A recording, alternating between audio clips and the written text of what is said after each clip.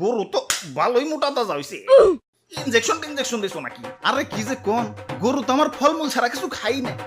এই তো একটু আগেও 10 কেজি আপেল সাবার করে দিল দেখেন না পেটটা কেমন ফুলে রইছে